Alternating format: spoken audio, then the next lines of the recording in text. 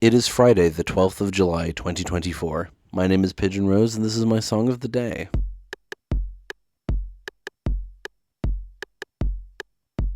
Today we're talking about an artist who everyone knows whether they want to or not. She is quite possibly the biggest artist in the world right now, and that is Taylor Swift. I am not interested in discussing people's opinions on her as a person. I don't give a shit. We're here to talk about music. People have opinions on Taylor Swift, and I have opinions on her music, which is to say I like her music quite a lot, except Reputation. Reputation could die in a hole, except for a few songs on it. Anyway, that's besides the point. I don't really care about antis. And I wouldn't call myself a Swiftie because there's a particular subset of rabid Taylor Swift fans that I don't give a shit about. I am here to talk about the music, and it's wild that I even have to give this disclaimer, but I don't care. Anyway, today we're talking about her song Exile featuring Bon Iver. I find it interesting that it's listed as featuring Bon Iver when it's mostly just featuring Justin Vernon. I don't know if the rest of the band were involved, but anyway. I realize this is an interesting one to start with because it's not a solo Taylor Swift song, and it's also a pretty recent one, but it's one of my favorites, and it's kind of the first one that really got me to like her music, because when I was young and foolish, I hated pop music because I thought, I was like kind of edgy, like that person who's like, oh, I don't listen to what's on the radio. I only listen to music that like no one has ever heard of, which isn't true. I listened to niche music, there was like sizable fan bases in particular ways, like Weird Al and Lemon Demon and Driftless Pony Club. Like they have fan bases, but they're not like household name. Well, Weird Al is, but you know what I mean. And I was like, no, I don't listen to pop music. I listen to rock and metal. And so when Taylor Swift came around and I was like a teenager, I hated her music because I heard all the like misogynistic criticisms of her, and I was like, yeah, they're right. Taylor Swift sucks. And then one time my friend broke up with her shitty ex, and she and I walked through town afterwards singing We Are Never Ever Getting Back Together, and that was when I started to like Taylor Swift a bit. And then Andrew Wong did a cover of that song, and that was when I started to like Taylor Swift a bit more. But it wasn't until a few years ago that the album Folklore came out in 2020, and she did a song with Bon Iver that I was like, maybe I'll give Taylor Swift a listen. So I listened to this album and I was blown away. It was probably it was one of my favorite albums of the year. I talked about how Beginners is kind of my favorite album of the year by Christian Lee Hudson. It was certainly one of my favorite albums of the year, and it's still great. And this song in particular hooked me in because I love Bon Iver, and that got me to finally fucking listen to her back catalog. It takes her a bit to get going, but like she gets real good real quick, and she has some stinkers along the way as well, Reputation, but like I really enjoy her music, and I was really surprised by that because she's so famous and has so many people who hate her, and I was like, no, she's a good songwriter though. This is actually good music. So we're going to talk about Exile today. Like I said, we're going to listen to it. I will be linking the lyric video below because it has the lyrics in it, and also it's just how I think of this song. But listen to it however you want, of course, and we'll come back in a few minutes and talk about it.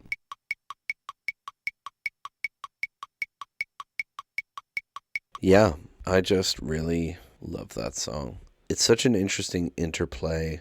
I don't know that we've done any duets on this show yet, but I really enjoy duets, especially when they're written like a conversation, like a back and forth. Because, duets when it's just someone singing and then someone else kind of giving the harmonies or coming in with other lyrics is great. But when they're written like a back and forth like this, I really love it. This song is like two people in a relationship who are kind of voicing the things they've always wanted to say or that they never would say to the other, and there's a lot of subtext and implied things in what they do and don't say, especially the interplay in the post-chorus of you never gave a warning sign, I gave so many signs, right? It's just, heartbreaking. So let's go through the lyrics here. I can see you standing, honey, with his arms around your body, laughing, but the joke's not funny at all. And it took you 5 whole minutes to pack us up and leave me with it, holding all this love out here in the hall. I think I've seen this film before and I didn't like the ending. You're not my homeland anymore, so what am I defending now? You were my town, now I'm in exile seeing you out. I think I've seen this film before.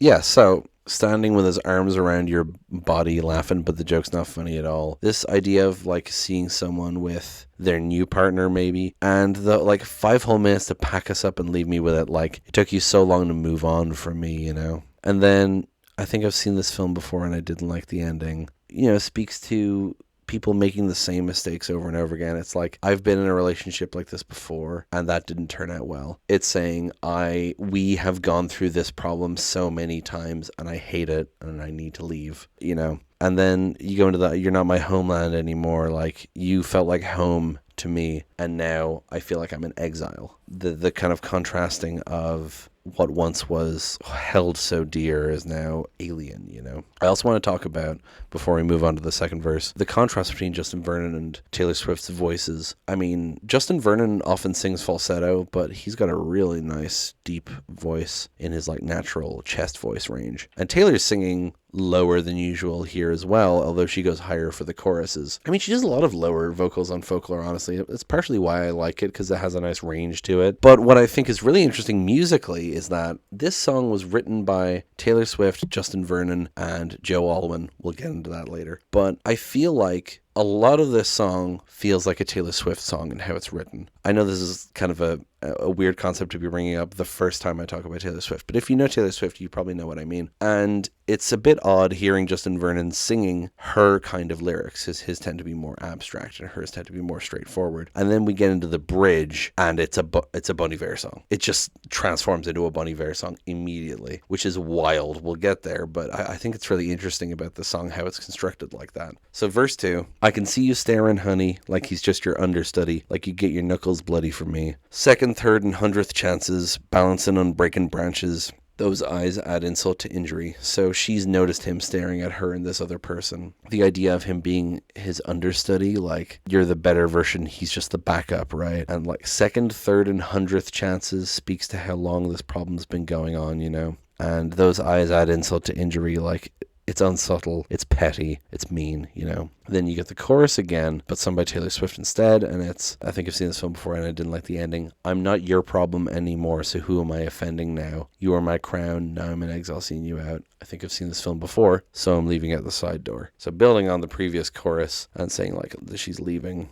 And also saying, I'm not your problem anymore. Like, it speaks to how bad this relationship has soured, that she sees herself as his problem, right? Or that she's saying that she sees that he sees her as his problem, if you understand what I'm saying. And then, yeah, it goes into the bridge, which, like I said, sounds like a fucking Bon Iver song. So step right out. It just really does. So much so. So step right out. There is no amount of crying I can do for you. All this time, we always walked a very thin line. You didn't even hear me out. You never gave a warning sign. And while he's singing this, Taylor Swift is doing the back and forth, you know, you didn't even hear me out. You didn't even hear me out. You never gave a warning sign. I gave so many signs. All this time, I never learned to read your mind. Never learned to read my mind. I couldn't turn things around. You never turned things around. Because you never gave a warning sign. I gave so many signs. So many signs. So many signs. You didn't even see the signs. This is what I was talking earlier about it being a conversation, it being a back and forth. They're contradicting each other. He's presenting one version of it. She's presenting another. And it shows the inherent disconnect between them. Even though the singers are harmonizing and doing this back and forth, the lyrics are so dissonant because these people are fundamentally not working out. And then the chorus again, which is the lyrics from the first chorus, but with the, so I'm leaving out the side door lyric at the end. And then the outro is the bridge again, but repeated over and over and over again. And ending with, you never gave a warning sign. I love it. I love the interplay in the lyrics. I love the back and forth and the use of the duet format to present both sides of this argument. Now, I talked earlier about how I don't give a shit about discussing Taylor Swift's personal politics and stuff, but I do need to discuss that in the context of this song, in the sense that there are so many theories about who among Taylor's exes this song is about, and I don't care. It's a good song. Also, she explicitly stated that a lot of folklore, as the name implies, is fictional. It's not based on real people. It might be based on real feelings. There might be inspiration from real things. But that's what any songwriter does. I don't know why she gets specific shit for writing about her exes. Everyone writes about their exes. That's how music works. That's how plays work. That's how... You ever seen 500 Days of Summer? Jenny Beckman? You bitch.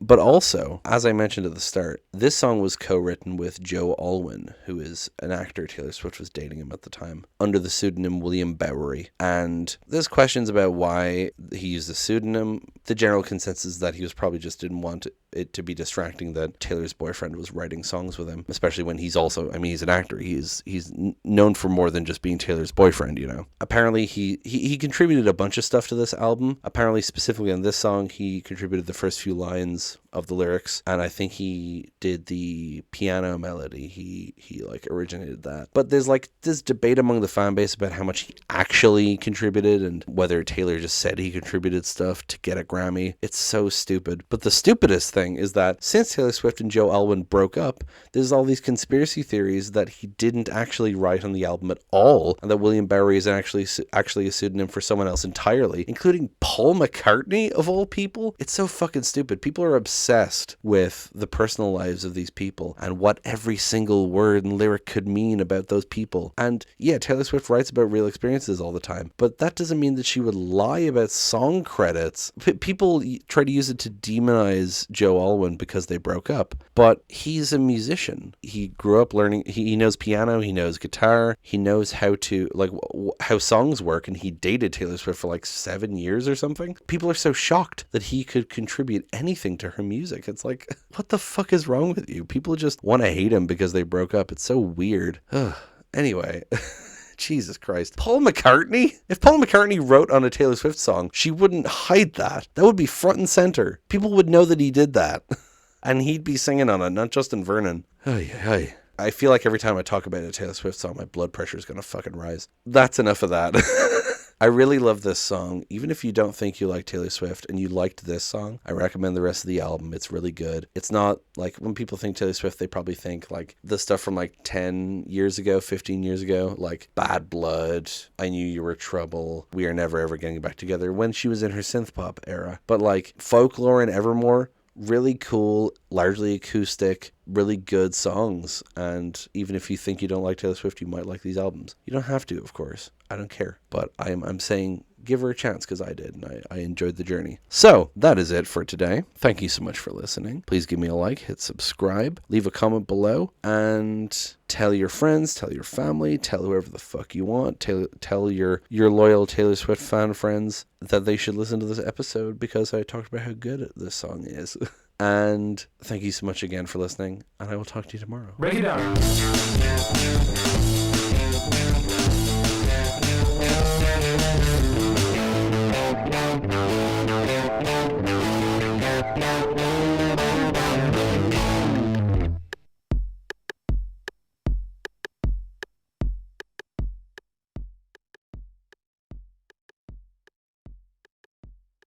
I don't know if we've done duets on this show yet. I think I've mostly just done singular vocalists. That was a signal notification.